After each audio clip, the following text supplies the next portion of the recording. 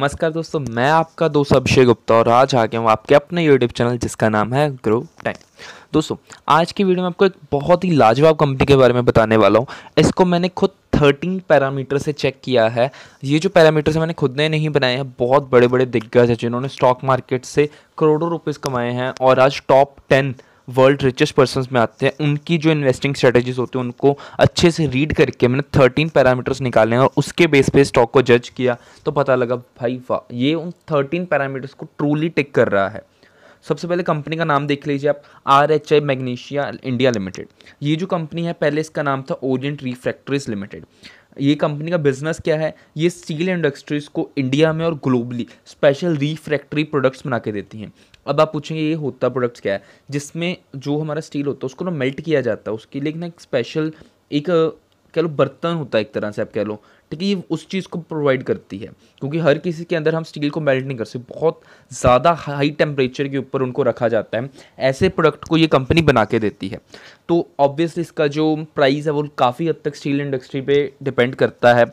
आप यहाँ पे देख सकते हैं ये जो कंपनी है, इसका मुझे एक चीज़ जो अच्छी लगी है, ये कंपनी मैन्युफैक्चर भी करती है और ट्रेडिंग भी करती है। करंटली जो कंपनी की 74% का रेवेन्यू है वो मैन्युफैक्चरिंग से आ रहा है, 22% का जो रेवेन्यू है वो ट्रेडिंग से आ रहा है सेम आइटम की।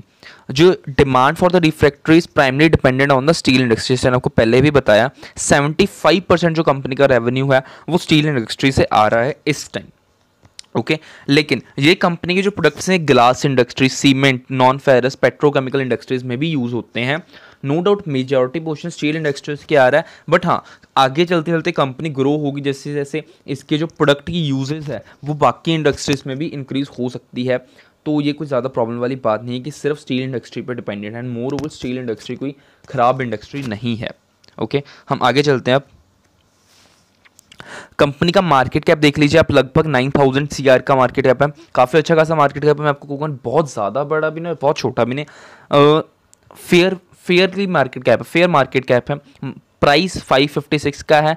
प्राइस के ऊपर हम बाद में चर्चा करते हैं। स्टॉक का पी जो है वो 33.4 का है, एज कम्पेयर टू इंडस्ट्री का जो एवरेज है वो 20 का है। नो डाउट पी के हिसाब से स्टॉक थोड़ा सा ओवर वैल्यूड है, ज़्यादा ओवर वैल्यूड नहीं है। 33 की पी है, इंडस्ट्री का एवरेज 20 के, थोड़ा सा ओवर वैल्यूड है, नो इश्यूज़। मैं आपको बताऊंगा इसके बारे में, एक रीज़न आपको एंड पे दूंगा मैं। आगे चलते हैं। डिविडेंड, हाँ थोड़ा सा डिविडेंड कंपनी प्रोवाइड कर रही है। भाई मैं तो स्टॉक मार्केट में डिविडेंड के लिए आता ही नहीं हूँ, तो मेरे लिए डिविडेंड का पॉइंट इररेलेवेंट है। ओके कंपनी के ऊपर डेट देख लेते हैं। सबसे पहला पैरामीटर डेट चेक करना मेरे लिए है। डेट बहुत ही थोड़ा है, 64.7 CR का डेट टू इक्विटी रेशियो 0.06 है, बहुत ही थोड़ा डेट है। तो पहला चेक पॉइंट ये हो गया हमारा। आगे बढ़ते हैं प्रमोटर्स की होल्डिंग। अरे भाई भाई भाई 70% की प्रमोटर्स की होल्डिंग। प्रमोटर्स की होल्डिंग को डिटेल में देख लेते हैं ज़रा एक बार, बाकी के पैरामीटर्स बाद में चेक करते हैं। सबसे पहले प्रमोटर्स के यहाँ पे होल्डिंग, प्रमोटर्स अपनी होल्डिंग को लगातार इंक्रीज करते जा रहे हैं। भाई 66.49 हुआ करती थी और आज कितनी है 70.19। भाई इतना ज़्यादा इंक्रीज क्यों कर रही है? मे बी उनको ट्रस्ट है अपनी कंपनी के ऊपर, इसीलिए कंपनी इंक्रीज कर रही है ना अपनी प्रमोटर्स की होल्डिंग। तो ये बहुत अच्छी खासी बात है। DIA इसके पास एक बहुत अच्छी खासी होल्डिंग है, ठीक है। पब्लिक के पास सिर्फ 20% की होल्डिंग है, तो बहुत थोड़ी सी पब्लिक के पास, प्रमोटर्स के पास होल्डिंग अच्छी है। तो ये हमारा सेकंड पॉइंट हो गया, which is very good point. Institutional investors भी इस कंपनी में प्रेजेंट है। 9% का स्टेक है जो DIA इसके पास है, एंड 0.64% का जो स्टेक है वो FIA इसके पास है। तो इंस्टीट्यूशनल इन्वेस्टर्स भी हैं। 3 पॉइंट यहाँ पे मेरे क्लियर हो चुके हैं। आगे चलते हैं अब।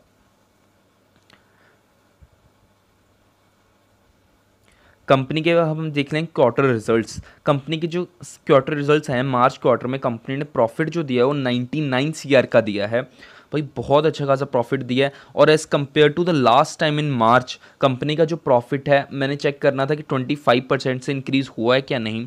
42 से 99, ये तो भाई 100% से भी ज़्यादा इंक्रीज़ हुआ है। तो क्वार्टर एक कहते हैं, ये एक पैरामीटर होता है चेक करने का कि जो करंट क्वार्टर की अर्निंग है वो प्रीवियस ईयर के सेम क्वार्टर अर्निंग से 25% से इंक्रीज होनी चाहिए। तो भाई हाँ ये तो हो गई हैं। तो अगेन फोर्थ पैरामीटर मेरा हो गया चेकआउट। आगे चलते हैं प्रॉफिट एंड लॉस। 2021 में कंपनी ने 184 CR का प्रॉफिट बनाया था, अब कितना 356। भाई जंप देखिए कितना ज़्यादा है, तो मुझे कहने की ज़रूरत है क्या कुछ? अगेन फिफ्थ पॉइंट भी हमारा चेक हो गया। आगे चलते हैं अब हम। कंपनी की बैलेंस शीट में सबसे इंपॉर्टेंट चीज़ देखने वाली होती है रिजर्व्स।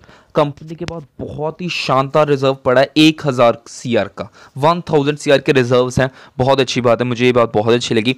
तो ये मेरा 6 पॉइंट है, कंपनी के पास अच्छे खासे रिजर्व्स हैं या नहीं। तो ये हो गया 6 पॉइंट, यहाँ पे भी टिक मार्क दे देते हैं हम कंपनी को। आगे बढ़ते हैं अब हम। कंपनी की रिटर्न ऑन कैपिटल एम्प्लॉयड लगातार अच्छी जा रही है भाई, 37 की, 17 की होनी चाहिए। 17 की रिटर्न ऑन कैपिटल एम्प्लॉयड तो बहुत अच्छे होते हैं, यहाँ पर 37 की है। अगेन 7th पॉइंट भी टिक हो गया। प्रमोटर्स की होल्डिंग के ऊपर हम देख चुके हैं पहले। कंपनी में कुछ चेंजेस आए हैं रिसेंटली। कंपनी अपने चीफ फाइनेंशियल ऑफिसर को चेंज किया है। चीफ फाइनेंशियल ऑफिसर होता कौन है? 1 डे पहले की ये न्यूज़ है। चीफ फाइनेंशियल ऑफिसर वो होता है जो अपनी कंपनी के फाइनेंसेस को मैनेज करता है। कंपनी ने रीज़न दिया है कि क्यों चेंज किया, क्योंकि जो पुराने फाइनेंशियल मैनेजर थे उनको रोल हमने चेंज कर दिया है उनके, और जो न्यू फाइनेंशियल मैनेजर को लगाया गया उनके पास 30 ईयर्स का एक्सपीरियंस है।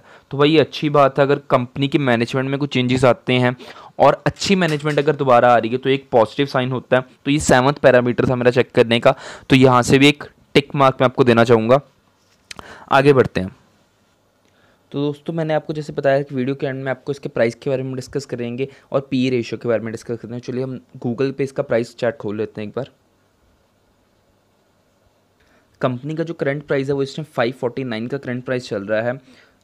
इसको अगर हम 5 डेज़ में बात करें तो कंपनी में गिरावट है। 1 मंथ में 9% की गिरावट है। 6 मंथ के अंदर भाई देखिए चार्ट ही चेंज होगा, 62% की तेज़ी। आप सबको पता है निफ्टी पिछले काफ़ी टाइम से गिरावट में चल रही है। निफ्टी 10% तो भाई गिर चुकी है और ये स्टॉक सिर्फ 9% गिरा है। निफ्टी के कंपेरेटिव अच्छा रिटर्न दे रहा है।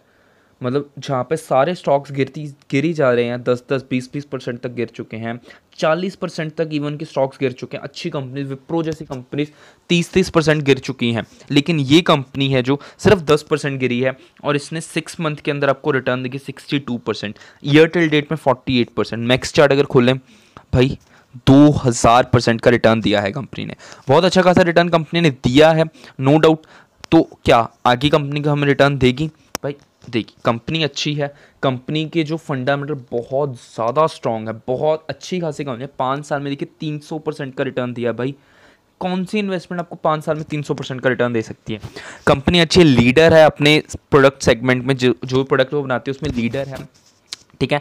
पी कंपनी की थोड़ी सी ज़्यादा है, इसलिए मैं आपको रेकमेंड करूंगा कि जब भी आप इस कंपनी में अगर बाई करना चाहते हैं, पहले तो आप अपने के बाद खुद का एनालिसिस कीजिए और आप जब भी बाई करेंगे तो प्लीज़ उसको एक सिस्टमेटिक प्लान के साथ इन्वेस्ट कीजिए। आपको जितनी भी पैसा इन्वेस्ट करना है, अगर आपको 2000 रुपये भी इन्वेस्ट कर रहे हैं ना, तो हमको कहूँगा 2000 को 4 बारी में इन्वेस्ट कीजिए। पहले एक शेयर खरीद लीजिए, फिर 2, अगर डाउन गया फिर दोबारा खरीदिए, फिर दोबारा, ऐसे करके मैं आपको कहूँगा फ्रेगमेंट्स में बाई कीजिए तो आपको ज़्यादा अच्छा रिटर्न मिलेगा, ठीक है। तो आज की वीडियो में बस इतना ही। मुझे ये कंपनी अच्छी लगी है, प्लीज़ आप मुझे नीचे कमेंट सेक्शन में बताइए कि आपको ये कंपनी के बारे में वीडियो कैसी लगी और आप नेक्स्ट वीडियो किसके ऊपर चाहते हैं। Thank you, have a good day.